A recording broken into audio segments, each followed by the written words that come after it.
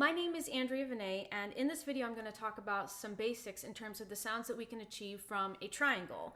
Now I'm using a Black Swamp 6-inch Artisan Series triangle, which is a really high quality instrument and something that is a good general purpose triangle to have in any percussion cabinet.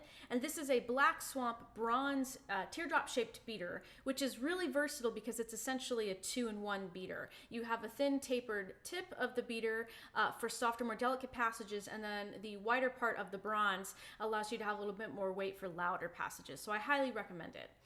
I think that the triangle is one of the most misunderstood percussion instruments, even though it's one of the most common things that you're going to find in standard percussion parts. And understanding the different types of sounds that you can achieve by playing the triangle will help you figure out the right sound that you're looking for your ensemble. So I'm going to play 3 different notes on the triangle, and I want you to listen for how they contrast with each other. The first one I'm going to play on the side of the triangle.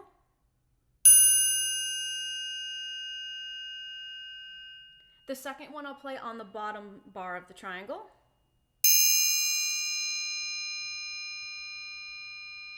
And finally, the third I'll play on the bottom bar as well, but I'm going to change my angle.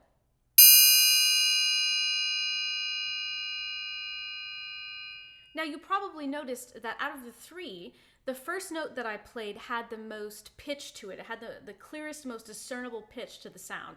The second note that I struck on the bottom bar also had a lot of pitch to it, but it was a little bit lower.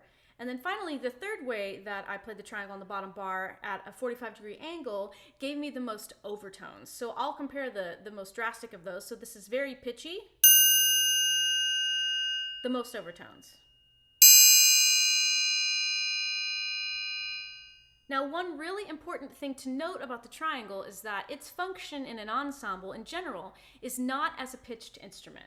Its purpose is supposed to be a metallic, non-pitched instrument. So for striking the triangle in a manner where we're getting a lot of clear pitch, you run the risk of directly competing with other instruments in the ensemble who are playing up in a really high range, such as the piccolos or the flutes.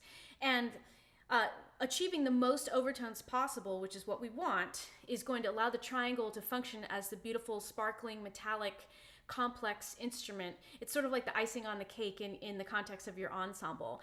So we want a lot of overtones. And to achieve that, we want to play on the bottom bar of the triangle at a 45-degree angle, no matter what dynamic you're playing at.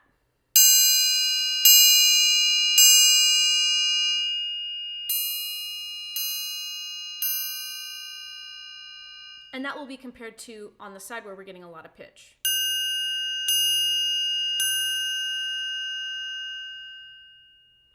So the moral of the story is overtones are good, and we want a lot of them to get that beautiful complexity in the sound of the triangle so that you have this shimmering element that is very distinct from everything else that's happening, both in the percussion section and in your band or orchestra.